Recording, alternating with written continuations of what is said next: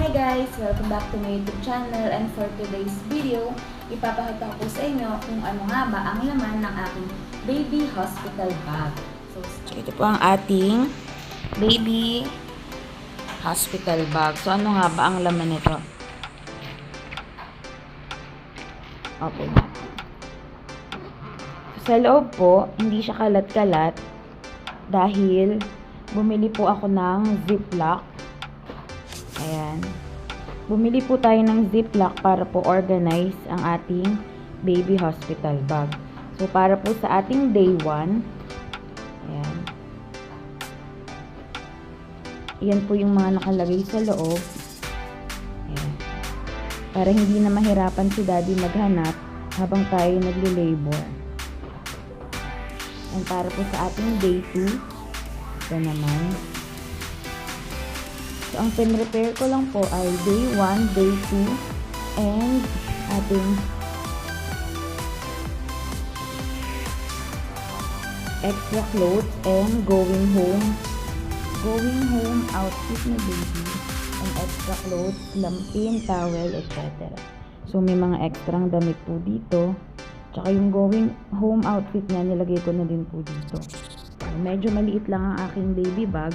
Pwede rin naman nating i-separate sa ganito ang ating going home outfit. Pero dahil okay naman na nun si mami at maaasikaso niya na, kaya okay lang. Kaya lang magandang naka-organize guys, kasi syempre ang ating mga asawa para hindi sila mahirapan. Next po ay itong ating baby kit essentials. Ayan. So ayan po yung mga laman niya. Ating alcohol, wipes, baby oil, petroleum, wipes, cotton balls, etc. Ayan po. Ating baby kit essential. Next naman ay ang ito po ay extra, ano po ito, muslin blanket. So, dalawa po siya. Naglagay lang ako ng extra in case na gusto kong sapinan pa yung hihigaan ni baby sa hospital. And next po ay ayan, itong ating mga extra diaper. Newborn diaper yan. Nagdala ko ng 10 pieces or 1 dozen pala ito. Ayan. So, ayan po ang ating baby hospital bag. Ang laman. So, wala na po siyang laman. Sa side, naglagay lang ako ng bright ng tissue. Ayan. And then, sa kabilang side naman po ang ating feeding bottle. Ayan, para sa ating newborn.